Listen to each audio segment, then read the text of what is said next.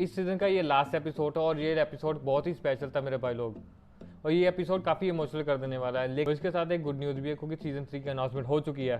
Season 3 के ऊपर एक इन डेप्थ वीडियो चाहते हो तो मेरे भाई कमेंट करके मुझे बताना। और स्टोरी शुरू होती है मिजुहारा की दादी हॉस्पिटल से, और अपनी दादी को डांट रही होती है कि तुम्हें दादी तुम्हें अरेस्ट करनी चाहिए, आपकी हालत ठीक नहीं है।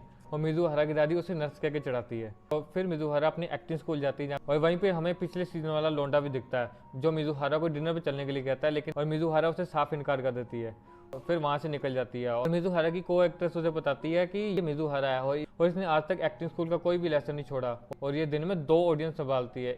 एक ऑडियंस जो है जो थिएटर्स में होती है और दूसरी ऑडियंस इसका स्कूल है और इसकी दादी जो कि हॉस्पिटल में है, और जहाँ वो सुबह भी होके आती है और शाम को भी, और ऐसा लगता है कि वो दिन में 30 घंटे काम करती है। और फिर हमें देखते हैं कि मिजुहारा अपनी फाइनेंशियल कंडीशन को लेकर काफ़ी ज़्यादा ट्रबल में होती है। एज ए परफेक्ट गर्लफ्रेंड अपने को दिखाने के लिए उसे काफ़ी कुछ करना पड़ता है और ऐसी चीज़ें खानी पड़ती है जो कि काफ़ी एक्सपेंसिव होती है। फिर मिजुहारा बताती है कि कैरेंटल गर्लफ्रेंड का काम करना उसके लिए काफ़ी अच्छा है, जो कि कुछ ही घंटों के अंदर उसे काफ़ी अच्छा पे ऑफ मिल जाता है, जिसकी वजह से उसके काफ़ी खर्चे निकल जाते हैं और इससे वो अपने फ्री टाइम में करती है, इसलिए उसका टाइम पास भी अच्छा हो जाता है। इसी बहाने उसकी एक्टिंग की प्रैक्टिस भी हो जाती है। मिजुहारा अपनी दादी की डॉक्टर से मिलती है और उसकी दादी की कंडीशन बताता है कि उनकी कंडीशन कुछ खास अच्छी नहीं है। अपनी दादी को सेहत को लेकर और अपनी ड्रीम को लेकर काफ़ी ज़्यादा चिंता में होती है कि अपनी दादी को बीमार चलते हुए अपनी ड्रीम को कैसे पूरा करेगी। मिजुहारा बताती है कि और एक्टिंग स्कूल के अंदर आए दिन कोई ना कोई रिजेक्शन पाता है, और अगर तुम्हारे पास टैलेंट, लक और टाइमिंग ना हो तो तुम अपनी पहचान नहीं बना सकते। और जब वो घर में एंटर करती है तो उसके फ़ोन पे एक मैसेज आता है, और जो कि रिजल्ट होता है पिछली मूवी के ऑडिशन का। और फिर हिम्मत करके उस मैसेज को खोलती है, जब रीड करती है तब उसे पता चलता है और इस मूवी के लिए उसे रिजेक्ट कर दिया गया है और उसे बेटर लक नेक्स्ट टाइम के लिए कहा गया है। इसी बात से मिजुहारा काफ़ी दुखी होती है। फिर मिजुहारा एक फ़ोटो फ्रेम उठाती है और उसे बातें करती है कि मेरा सपना कब पूरा होगा, स्माइल मत करो, प्लीज़ टेल मी। और वो फोटो और किसी की नहीं, उसकी ग्रैंडपा की होती है। और फिर हम फ्लैशबैक में जाते हैं 7 साल पहले, जो कि साली बिल्लियाँ क्या कर रही है। और फिर हम देखते हैं कि मिजुहारा के ग्रैंडपा उसे डांट रहे होते हैं क्योंकि वो अपने स्कूल के पहले दिन ही वो लड़कों से लड़की आई होती है, और उसके ग्रैंडपा उसे समझा रहे होते हैं कि तुम्हारे पेरेंट्स नहीं है और हमारी एज भी 70 साल की हो चुकी है, इस उम्र में हम क्या तेरे पीछे लड़ते जाएं। और फिर हमें मिजुहारा दिख रही होती है जो कि स्कूल यूनिफॉर्म में कितनी क्यूट लग रही है, और उसके दादाजी उससे गुस्से से पूछ रहे होते हैं कि आइसक्रीम मत खाओ, मुझे बताओ।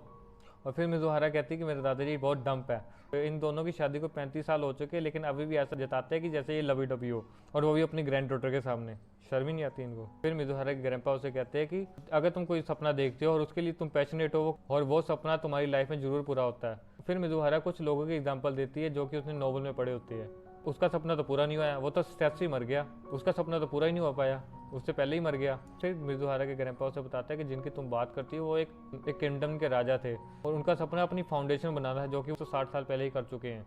और फिर मिजुहारा के ग्रैंडपा उसे कहते हैं कि ओ अच्छा, तुम्हारा कोई सपना नहीं है ना। फिर मिजुहारा के ग्रैंडपा उसे मंदिर के पास लेके जाते हैं और उसे कहते हैं कि तुम यहाँ पे प्रेयर करो, तुम यहाँ पे 1000 बार ऊपर चढ़ के प्रेयर करोगे, तुम्हें तुम्हारा सपना मिल जाएगा। और फिर मिजुहारा के ग्रैंडपा उसे कहते हैं कि जब मैं तुम्हारी उम्र में था मैंने अपना सपना यहीं से पाया था। और फिर मिजुहारा चिढ़ कर कहती है ऐसा भी कभी कुछ होता है क्या। पास में 2 आंटियाँ खड़ी होती है जो कि देख के हंस रही होती है। और फिर हमें पता चलता है कि मिजुहारा को नॉवल पढ़ना और मूवीज देखना कितना पसंद है और वो कितना ज़्यादा एडमायर करती है जिन्हें वो स्क्रीन पर देखती है। और जब मिजुहारा अपने मिडिल स्कूल के फाइनल ईयर में होती है और एक शॉर्ट मूवी की DVD मिलती है जो कि उसकी दादी की होती है, जब वो घर आके अपनी दादी को दिखाती है तो उसकी दादी देख कर काफ़ी एम्बेरस हो रही होती है। और इस मूवी को अगर हम दोनों बैठ कर देखेंगे तो कितना एम्बेरसिंग करने वाला है। जब मिजुहारा अपनी दादी को एक्टिंग करते देखती है तो वो दादी के बारे में सोचती है कि मेरी दादी कितनी झूठी है, इतनी बड़ी एक्ट्रेस होने के बावजूद वो ऐसे दिखाती है ये तो कुछ भी नहीं है। मिजुहारा की दादी उससे कहती है कि मुझे मेरी मॉम ने बताया था कि अपने काम ऐसे करना कि लोगों को देखकर खुशी मिले, और इसके लिए मैंने 1000 बार पौड़ियाँ चढ़ के अपनी विश मांगी थी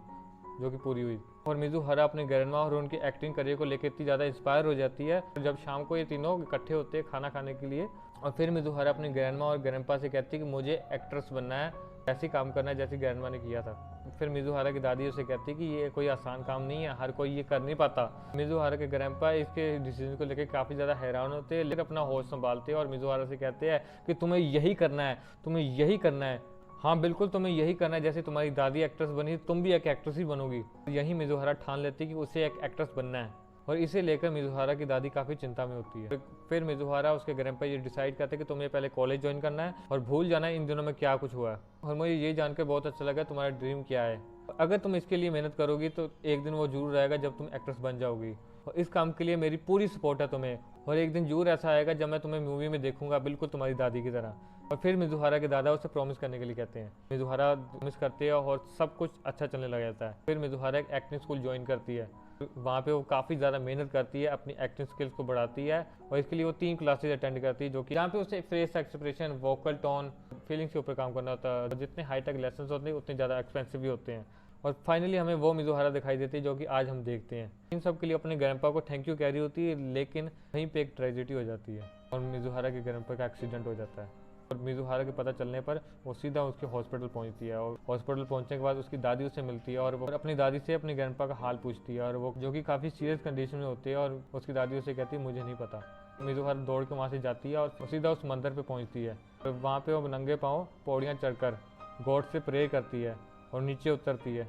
फिर वापस दौड़ के वापस जाती है, फिर प्रे करती है, फिर नीचे उतरती है, फिर ऊपर चढ़ती है, फिर प्रे करती है, फिर नीचे उतरती है, फिर ऊपर चढ़ती है, प्रेयर करती है और ये वो 1000 बार दोहराती है। यहाँ हॉस्पिटल के अंदर मिजुहारा की ग्रैंडपा की हालत काफ़ी ख़राब होती है। डॉक्टर उनकी मिजुहारा की दादी से कहते हैं कि आज की रात निकालना भी बहुत मुश्किल है। और फिर मिजुहारा अपने जख्मी पैर लेकर अंदर आती है। फिर मिजुहारा अपने दादा की हालत को देखकर उससे रोते रोते अपने दादा से पूछती है कि क्या हुआ तुम्हारे प्रॉमिस का, आपने मुझसे प्रॉमिस किया था ना मुझे एक्ट्रेस बनते हुए मूवी में काम करते हुए देखोगे, अब कहाँ गया आपका प्रॉमिस।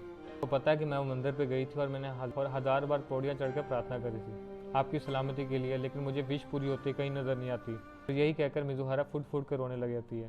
वहीं पे चमत्कार होता है। अचानक मिजुहारा के दादा हिलने लग जाते हैं। अपनी आखिरी सांसें लेते हुए मिजुहारा से एक ही बात कहते हैं कि तुम्हें एक्ट्रेस बनना है, तुम एक्ट्रेस बनोगी, तुम्हारा सपना पूरा होगा, तुम्हें एक्ट्रेस बनना है।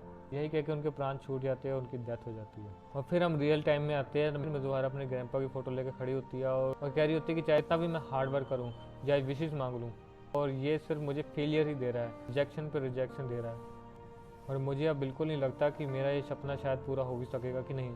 और आपने उस दिन मुझसे झूठ बोला ना आपने मुझसे। यही कहकर मिजुहारा वहीं पर रोने लग जाती है।